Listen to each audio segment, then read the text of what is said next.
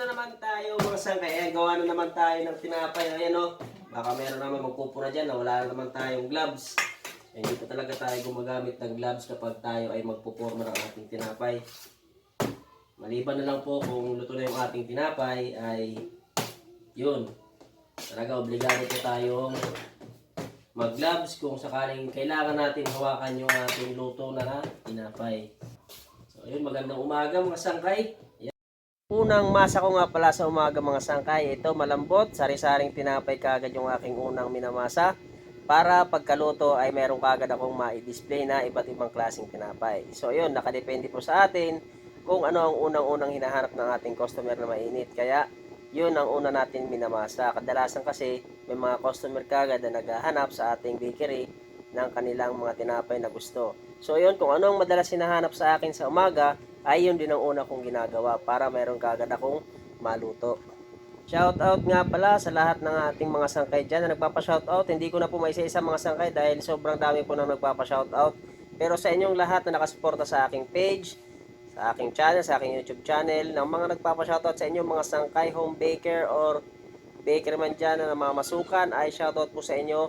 Mabuhay po kayo. So yun, sipag lang po tayo, tiyaga lang po tayo dahil yan po yung ating pinakamahalagang puhunan para tayo ay makaraos sa mga pangangailangan natin sa araw-araw. Kung mapapansin nyo mga sangkay, yung aking mga ginagawang tinapay is mga simpleng tinapay lamang po. Napakadaling sundan lamang yan. Kung tatanungin nyo po yung mga recipe kung paano ko po ginawa yan, ay nandyan na po yan sa aking video. Yung iba naka-upload na po. Or kung gusto nyo naman, ay pasyalan nyo yung aking YT channel or YouTube channel. Dahil nandun na po naka-upload halos lahat ng aking recipe sa aking YouTube channel. Marshall TV din po ang pangalan ng aking YouTube channel. Kung hindi ka po nakapasyal, ay pasyalan mo po dahil alam ko pong sigurado po akong marami kang matututunan. Gaya po ng sinabi ko, mga simpleng tinapay lamang po ang aking mga ginagawa at sinishare at napakadaling sundan lamang po ng aking video na inyong mapapanood. At sa mga nagbabalak naman po na magpatayo ng kanilang bakery business, marami po kasi ang nag-message na gusto doon nilang magpatayo ng bakery business. So ayun, kung sakaling may katanungan po kayo, ay wag po kayong mag-alinlangan mag-message dahil kapag nabasa ko po yan, ay sasagutin ko po yan hanggat kaya ko pong sagutin.